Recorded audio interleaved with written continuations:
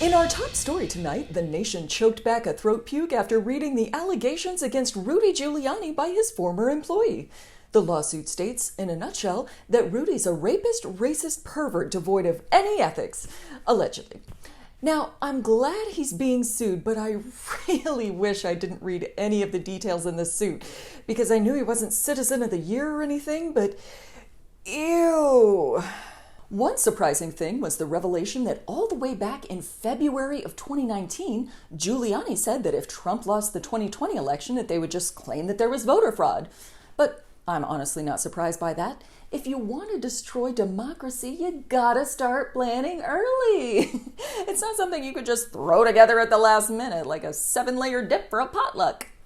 Rudy denies the allegations and plans on representing himself in court. Nope, not that one, Rudy. Focus. And I'm sure he'll represent himself with the weirdest legal defense you can imagine. No, seriously, just imagine this guy attempting a coherent defense. It's gonna be nuts. Hot new goss from the QAnon Reawaken America event. A so-called prophet warned the crowd about technologically advanced pervert mermaids.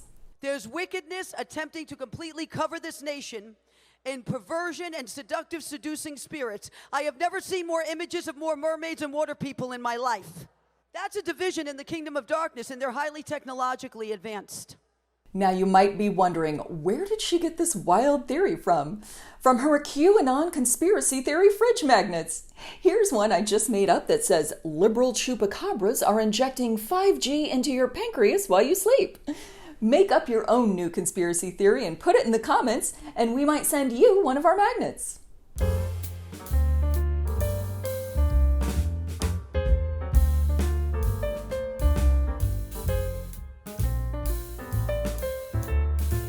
They say politics makes for strange bedfellows, and right now it appears moderate Democrats are trying to scissor with Kevin McCarthy.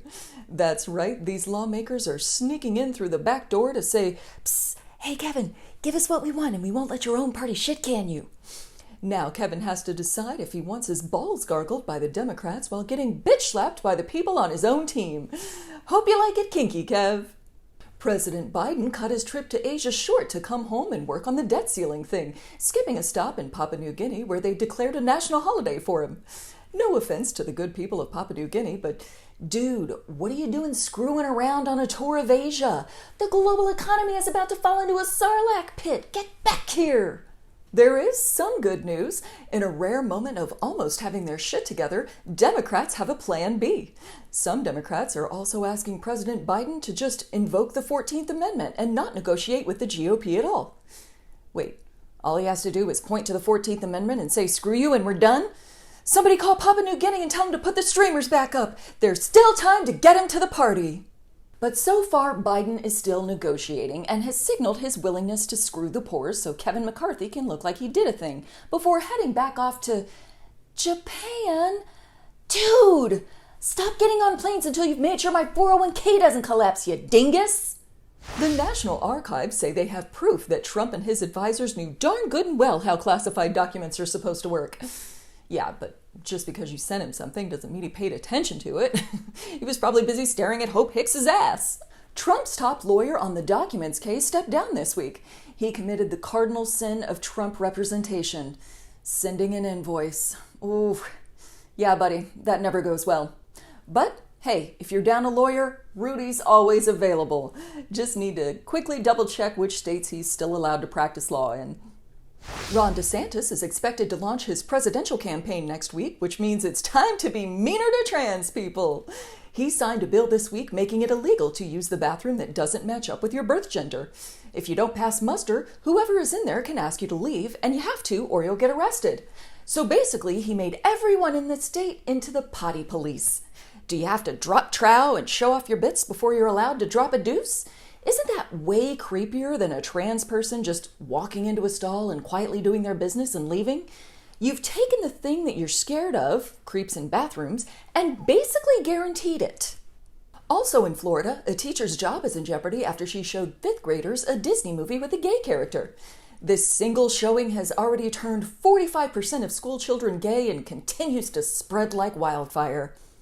But seriously, do we think by not talking about gay and transgender people that they won't exist?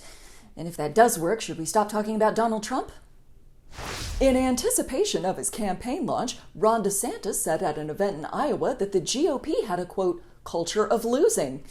Geez, could he be any more obvious? Certain people, it's him, it's definitely him, are total losers, but I'm way too nice of a guy to say who those people are. It's that guy right there.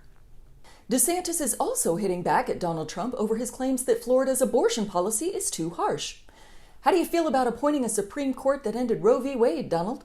Did that feel a little harsh? Felt pretty harsh to me, too, right here in this uterus area. First Bud Light, now it's Miller Lite's turn for controversy. They've released a commercial that some are finding too woke. From Mesopotamia to the Middle Ages to colonial America, women were the ones doing the brewing. Centuries later, how did the industry pay homage to the founding mothers of beer? They put us in bikinis. Wow. I can see why people are upset about this. How are we supposed to know what beer to buy if a woman in a bikini doesn't lean on the hood of a Camaro while holding it? You act like there's some other way to make purchasing decisions. One Fox News host railed against the ad using Tucker Carlson's ex-girlfriend, the green M&M. This reminds me of the whitewash that the M&M went through when apparently having high heels or wearing high heels was no longer acceptable, right? She was sneakers were put on her. So to me, it removes that control and that agency of these women to say, actually, I love wearing high heels. God damn it, if you're gonna make me choose between feminism and foot pain, then give me the foot pain.